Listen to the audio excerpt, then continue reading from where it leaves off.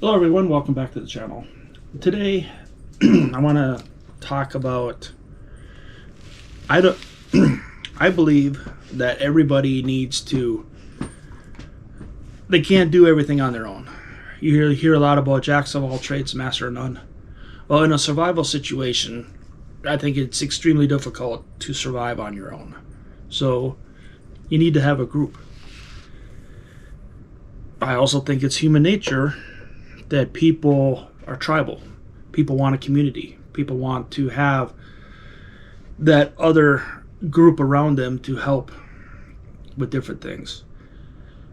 Besides, like I said, you could be a jack of all trades and master of none. Nobody can know absolutely everything.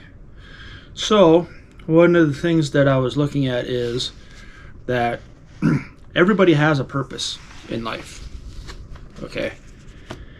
You could be a teacher, you could be a baker, you could be a tailor, you could be, you name the job, you name the profession, you name the hobby, and there's people out there. The thing is to find people that have certain skills, have certain abilities that you can use. Just because a person is a tailor doesn't mean that they also don't have other purposes and other uses in life. There's a movie called Defiance, and it's based during World War II. There's a group of brothers called the Belsinki brothers that after the invasion, I think they're in the Belarus region or Ukraine, right around in that general area, their family, everybody that they know is killed. So they go into hiding. They go into a forest. Slowly throughout the movie and throughout the history of this group, they start accumulating more and more people. They start finding them when they're doing foraging and other things. Well, there's tailors that are part of the group. There's a rabbi. You name the occupation. At first, they go, well, what use are you for us? Well, people have clothing. Clothing's going to rip. So you have a tailor. But just because you have a tailor, maybe that there's not something that's particularly needed for that tailor at the moment. There's other things that could be done. The tailor in the movie was helping build a structure, a shelter. Tailors, cooks, you name it, can also rotate through guard duty, through sentry duty. If a tailor is not necessarily needed, if you have a sick area, hospital, whatever you want to call it, they could also provide assistance there. So never count a person out. Besides that, you should never forego your education. And what I mean by that is you should still try to learn and teach the three basics: writing, arithmetic, and reading. Okay. No matter what happens with society, whether it be zombie, whether it be a tornado, whether it be a hurricane, whatever happens, people still have to learn. They still have to gain wisdom and stuff. So that's another thing that you can have people be able to do once things start to grow. I'm sure a lot of you know who Ernesto Che Guevara is. He was a freedom fighter, helped Castro overtake Cuba. Well, one of the things that he did was, not only was he the doctor for the group until another one came along, but the people that were with him, he would make them, like the illiterate ones and the ones that didn't know math, when a break would come, instead of you going to sleep or doing things, once your gear is good, once your weapon is good, once your uniform is good, he would have a book for him to read or give him a math problem. So those are other things that you can look at. When you find people, talk to them, find out what their hobbies are. Figure out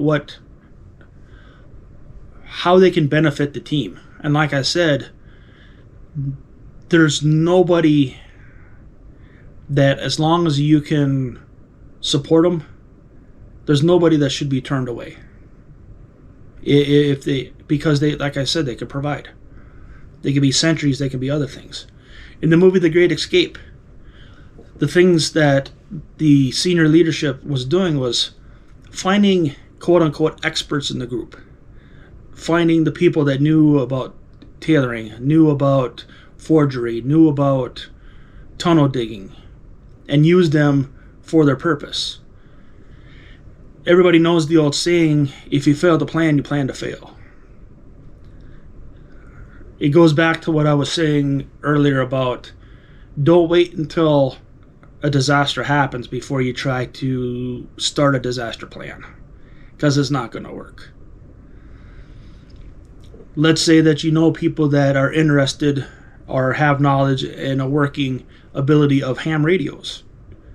I looked up ham radio as the definition, and the only thing I could find was ham, which is a amateur radio system that people can use. There's 3 different levels.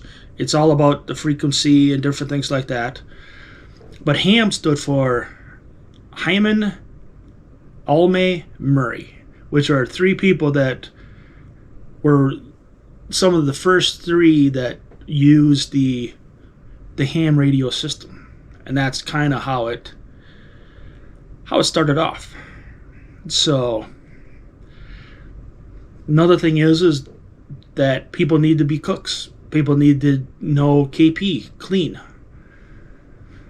And just because you're a forger doesn't mean forger meaning that you go out, you look for things. You can't be a KP from time to time. You can't be other things. Everybody should pull their own weight.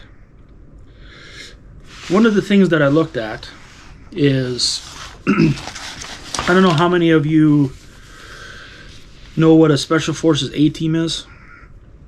If you watch 12 Soldiers, the movie The Green Berets, they explain it in the very beginning. But a Special Forces A-Team consists of 12 people. You have the commander, you have the assistant commander, and then you have different specialties. The weapons NCO, the engineer NCO, the medic, the commo NCO, the operations intelligence NCO.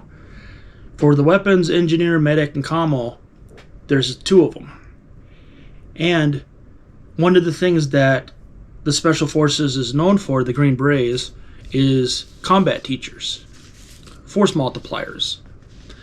What they do and what they're capable of doing is there's a primary and a secondary in the group. There's the officer, who's normally a captain, and then the second in command, the executive officer, which is normally a warrant officer. They can take the 5 other people that are part of their group, break off, and go train, and go do other things. So, find people that are interested in weapons. See if they were willing to go to a Glock armor school, or different schools like that. Engineers, find somebody that loves to build things, that has that working knowledge of geometry and other things that can build different objects. Find people that are interested or already are part of the medical profession. If they're not, see if they're willing to go to EMT school. Find somebody that could be a CPR instructor, different things like that. People that are interested in communications or electronics. The other thing that you can also look at is that the military, since I'm military heavy, and I've spent all that time in the military, is each commander has sections, staff sections. And whether it be the S section, which is normally a battalion or lower, sometimes a brigade, G sections, general sections, which is normally divisions or higher, and then J sections, joint sections, which is multiple commands. Well, they have X, we're going to go with S sections for S1 would be like human resources. Knowing how to do paperwork for people, such as their personnel records, things like that. S2 is the intelligence section. S3 is operations, people that plan the stuff. S4, logistics. There's multiple different things, logistics, supply, different things of that nature. So you have these different groups. Every famous general that was good in war had a staff and used their staff to the best of their ability. They found the people in their staff that were good at specific things and used them for that. There's no reason why anybody can't, however you want to do it, find like-minded people. Find people that are really interested in this, interested in doing things, and not wait until the last minute. Mike Tyson had a famous saying that everybody has a plan until they get punched in the face. Don't be that person that waits and waits and waits, and then ultimately when something bad does happen, freaks out and doesn't know what to do. Remember, technology is fallible.